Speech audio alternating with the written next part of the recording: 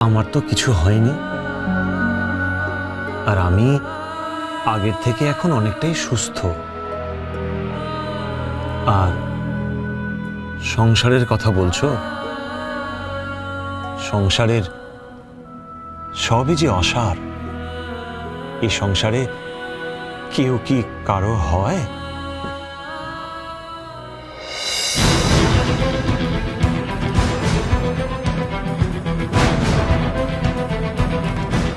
তাহলে বলছো আমার প্রেমও সত্যি নয়? ঠিক আছে, আমি কালই চলে যাব এখান থেকে, যেদিকে দু চোখ চায়। এই দেখো, আমার কমললতার আবার অভিমান হয়ে গেল। তুমি যে আমার শ্রী রাধিকা কমল। তাকাও আমার দিকে।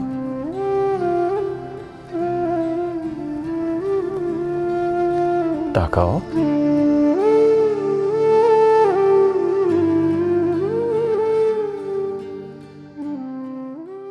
এসো মন, এসো।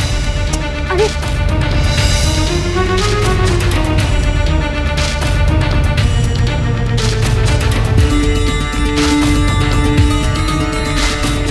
প্রমাণ যখন হয়ে গেছে এটাই অগ্নিদেব বোস এই বাড়ির বড় ছেলে, তাহলে তোমারও কোনো সন্দেহ থাকা উচিত না। আজ থেকে কোমল নয়,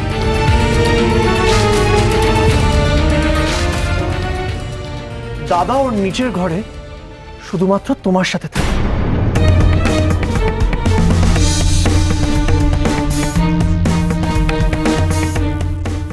শুধুমাত্র তোমার সাথে।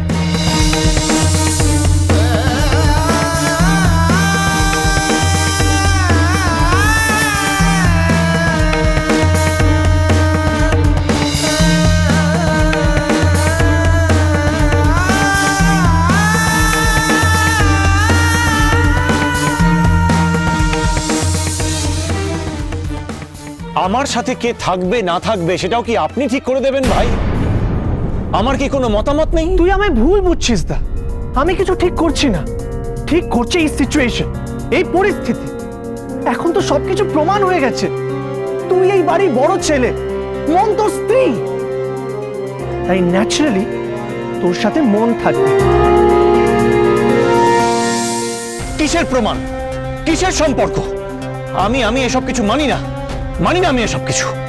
আমার কোনো অতীত নেই, কোনো অতীত নেই আমার। আমার শুধু বর্তমান আছে।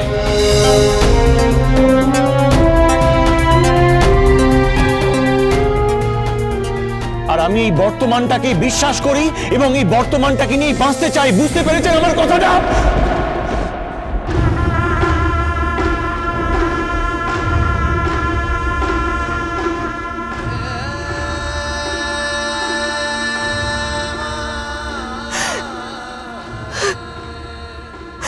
দেখলে আদি,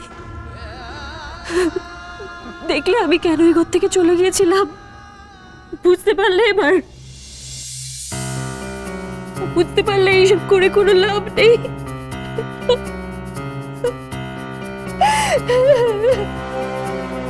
আমি কি নিয়ে বাঁচবো আদি? কি পেলাম না পেলাম সে তো অনেক পরের কথা, কিন্তু আমি বাঁচবো কি নিয়ে?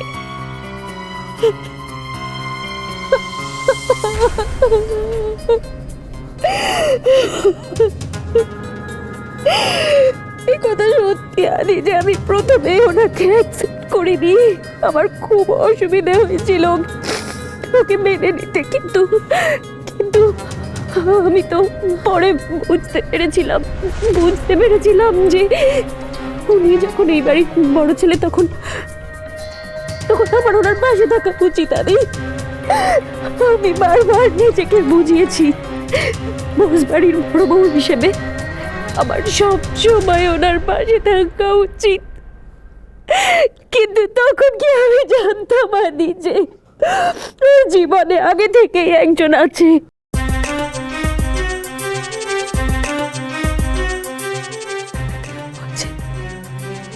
ওই যে কমল।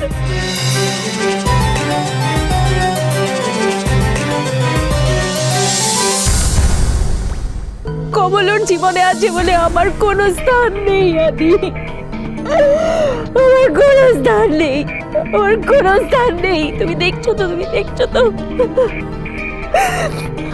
আমি এখন কি করি বলো তো? এই 7 বছরে না আমি অনেক কিছু হারিয়েছি জানো।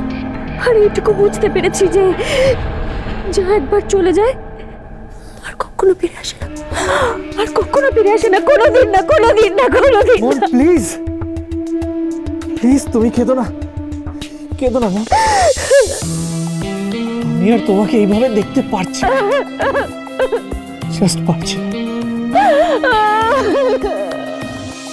দারুণ হচ্ছে রাজেশ্বরী বোস, অভিনয়টা তো ভালোই করতে পারো।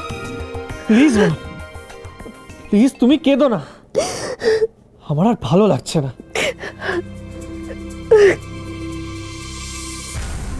সব ঠিক করে দেবো মন, আমি সব ঠিক করে দেবো।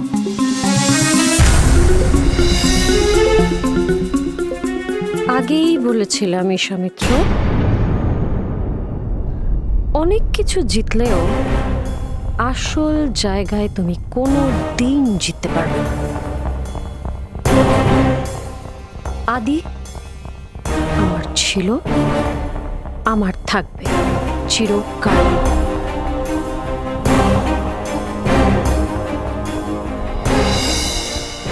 সবটা বিচ্ছিরি ছিল, জঘন্য, মুখ দেখতে ইচ্ছে করে না।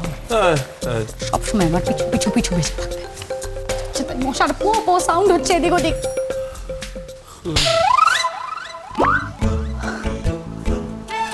বাবা, সব কিছুর জন্য এই ছেলেটা রেসপন্সিবল, আসল কালপ্রিট। এই এই সঞ্জয়, অদ্ভুত তো, বোবা কালা হয়ে গেলে নাকি? আমাকে জব্দ করার ইচ্ছে। এই এই সঞ্জয়, এ কি রে বাবা, ঘুমিয়ে পড়েছে? মাই গুডনেস, এই মশার মধ্যে ঘুমোচ্ছে কি করে? এই সঞ্জয়, এই আমি গরমের মধ্যে পড়ছি এখানে বসে বসে, তুমি ঘুমাচ্ছ বস বস করে। কি করবো, বাইরে তো চাঁদ ওঠেনি যে আপনাকে চাঁদ দেখাতে নিয়ে যাবো। Shut up. শাট আপ তো ছিলাম, আপনি তো খুলে দিলেন। কি? হ্যাঁ না, ওই কি বলে, ওই মুখে লক গেট। এখন আপনার সাথে গল গল করে কথা বলতে ইচ্ছে করছে। বাজে বকা বন্ধ করো, আমার খিদে পেয়েছে, বোঝো সেটা? খিদে পেয়েছে? সেটা আপনার পেয়েছে, আমি কি করব?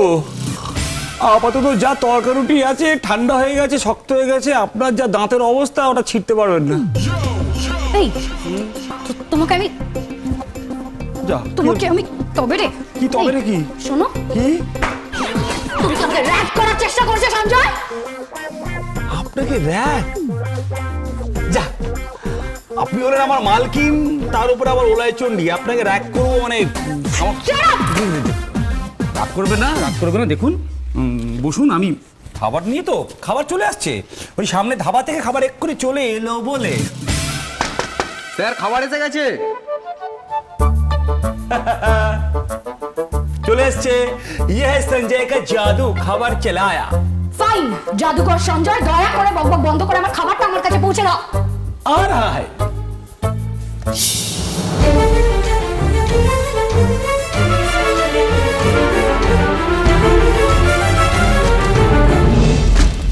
এই যা।